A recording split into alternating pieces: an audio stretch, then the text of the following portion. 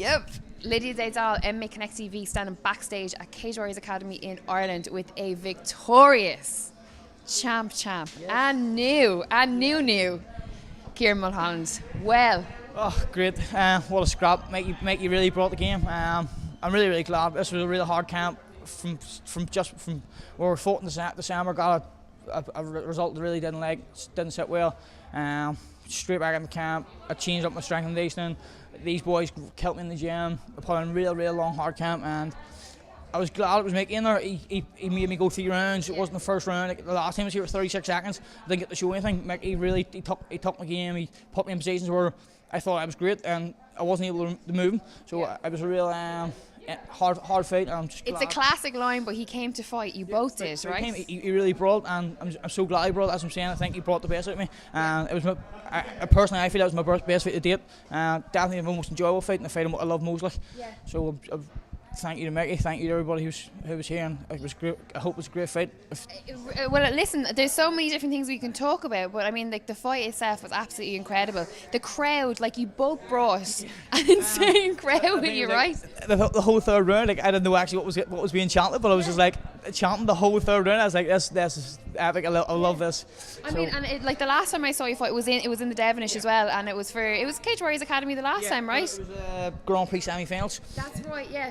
And now that I've seen you fight tonight and I see the atmosphere, it wasn't a fluke. Do you know what I mean? Like, they obviously come with you everywhere you goddamn go. I was sad for selling over 100 tickets here again, and then a lot of friends found it was a Sunday, and the Sunday put a lot of people off, and then it moved earlier, and a lot of people were going, oh no, I'm still in work, I won't be able to make it, I'm working in the 9 o'clock, and I was like, no. So my ticket sales were dropping. I think I had about 60 or so here tonight, but I mean, it was up over 100 at one point. Listen, there's lads out there that can't even sell 15 tickets for a fight, never mind 60. Do you know what I mean? That's it. I have a great group of lads behind me, a great family, all Friday supportive. I mean, and great singers, Ciaran, if you don't mind me saying.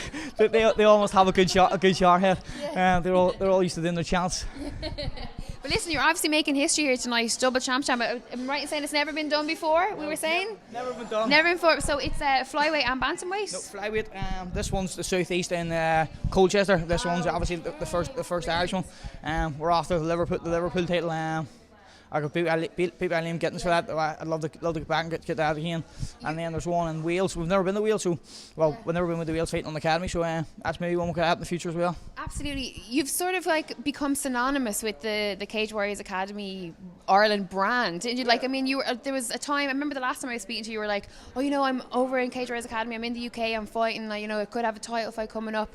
And I was like, no way. And then when I started following your career, I was like, what? I was seeing all your finishes. You know, these exciting fights. That, I mean, that was worthy of on a pro stage. Do you know what I mean? Yeah, well, that's what I'm saying. Mikey was a great scrap, and I feel like we both brought it, and it turned out to be a great scrap. But I mean, I fight at the highest level in the UK.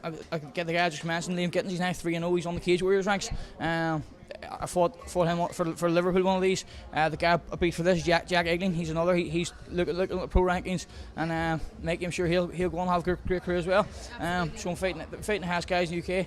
You seem like you have, like, yourself and your team, that you just have like this perfect sort of blueprint in place of where you're going, what you're achieving, and where you're going in the future. You know what I mean? Like, you're really taking this seriously. We are a real gym. We don't blow smoke. Like, I mean, last time I was here, I won 36 seconds, and this man says, oh, you could have done it quicker. You bounced in his guard, you could have got caught. For 36 seconds, a lot of people think it's a perfect performance. We broke it down. We don't blow smoke. We always break our performance down. We evaluate ourselves based on realisticness. We're never saying, oh, we're the best in this, we're the best in this. If we're the best in it, we'll say we're the best in it. But if we're not, we'll go and work on it. Yeah. And I just think it's a real group, and I love it. I don't love hearing that I'm something I'm not. It makes me work hard, because guys say, look, you could have worked on your striking, your shots coming straighter tonight, and we'll be in the gym Monday, we'll be working straighter shots. But yeah, I can't wait to go back. Outside of the rest of the Cage Warriors Academy titles that you're after in the UK and stuff, do you like, obviously going pro is something that you think about all the time, but is there a goal set in place? Is there a platform that you want to be on? I'd love to chase the Cage Warriors platform. I think Cage Warriors are definitely the best for promoting people in the UFC. You've seen loads of people come from Cage Warriors on the UFC, and I also think Cage Warriors at the highest level, where if you get the UFC, you tend to do well. Like at Cage Warriors is a real promotion where, like, you're fighting real fighters all the time, you're fighting contenders, and once you go to the UFC, it's not something new to you. You're not, oh my god, I'm overwhelmed. It's like you're there and you deserve to be there. So And the sport of MMA, especially in Ireland, Northern Ireland, is relatively new, you know. And a lot of the it has new fans coming on board every time. A lot of the new guys don't really understand how influential Cage Warriors were from the start. Like, look at all, like, especially here tonight, you've Reza, you've Neil Seary, you know, they made a name for themselves on Cage Warriors, you know. Yeah, big time, and that's something a lot of people, like, we spoke about earlier. We spoke about both said about getting Reece McKean in the gym, and I say, like, a lot of, like, no, like, not real fans might go, like, what's Cage Warriors promotion? But, like, obviously if you're a real fan, you follow the MMA, you know Cage Warriors is a massive promotion. Cage Warriors, for me, it's the biggest promotion in Europe, and it's definitely, I mean, a lot of people are saying Bellator contracts, but for me personally, I prefer Cage Warriors over Bellator. I think Cage Warriors are going to get the UFC, and the UFC is obviously where you want to be. That's the goal. That is the goal. I look forward to, like, because no doubt you'll be there. I look forward to, like, selling on this footage when you make the UFC, right? I mean, I'm still a young pup. I'm only doing the sport 3 years this summer. Yeah. Like, phenomenal. Like, what you've achieved in that time is incredible, right? Yeah, I fell in love with the sport. I know people say it's all the time, it's so cliche, I walked in the door and fell in love, but I walked in and I found a great group of people who are always going to push me. I had my first fight, and after our first fight, I have a bait for this. Like, I chase fight after fight. One of my coaches, Martin Killivan, he'd love to hit me a slap. Real quick, like, obviously, majorly, you can jump in as well. What do you call? Proud day, obviously, another proud day, like, for the team, right? I say that young man puts the time in. He works really hard. Yeah. You know, he's always did the business for us. You know, even in defeat, he always puts a performance on. He works really hard, and he deserves everything he gets. As I said to you in the ring, I couldn't be any prouder of him. Yeah, it was a touching moment. You could see it in your face. You were definitely, you know, so proud. Yeah. I mean, we're always pushing this young man on to be the best he can be. You know, the plan is for us eventually to step back, and he's going to take over our club, and he's going to run the whole thing. Yeah. So, you know. Do you know this? He does. They've got big transition. We're not going all together. We'll still be with him, but you know, we're always pushing him for higher standards and send him out to different clubs and train where we can with the best around the country. We firmly believe that, you know, all these guys together around the country will just push standards higher and higher and higher, and we can compete in this world stage. It's not a problem. Take Belfast home all the time. You know what, as well, it's like there's, every time I meet you, all of you guys, the whole team, there's sort of like a quiet confidence, you know, but it's like you come to get the job done, you know, there's an air of humility always, you know what I mean? It's well, just you like, want to be in our gym on a Monday night. It's not like that.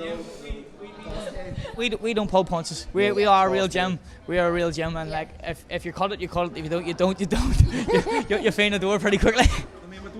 We don't like blowing smoke. We'll have to keep him grounded, you know, as he says. That's it, it's a grounding on all of them. In the last fight, he won it in 36 seconds, and as soon as people walked backstage, I gave him a rollicking, because I said to him, he should have swept his leg to side, he should have won by TKO. If he jumped in this guard, he potentially could have got beat. And he said, oh, come on, I won in 36 seconds. And I was like, I don't care. It's all about pushing higher standards. We come out tonight, and I said to him, he has to work on throwing straighter punches. You know, it's all about keeping him grounded and pushing the standards higher and higher. Brilliant. Well, listen, I look forward to seeing what you guys do in the future, and definitely I can't wait to see you again. Like, it's definitely a journey that I'm so excited for. 7 weeks, we're off to UKFC to beat John James in 7 weeks. I'm going to take home another gold belt that I've had my eyes on. I stepped in the short nose for a bantamweight title. It wasn't to be, but this bantamweight title if Paul will take it. Paul. We want it. But no. That's my favourite bit of the show when the call out starts. But listen, congratulations again. Like, I can't wait to see what you do next. Ciaran Mullholland and his team for MMA Connect TV. Yeah.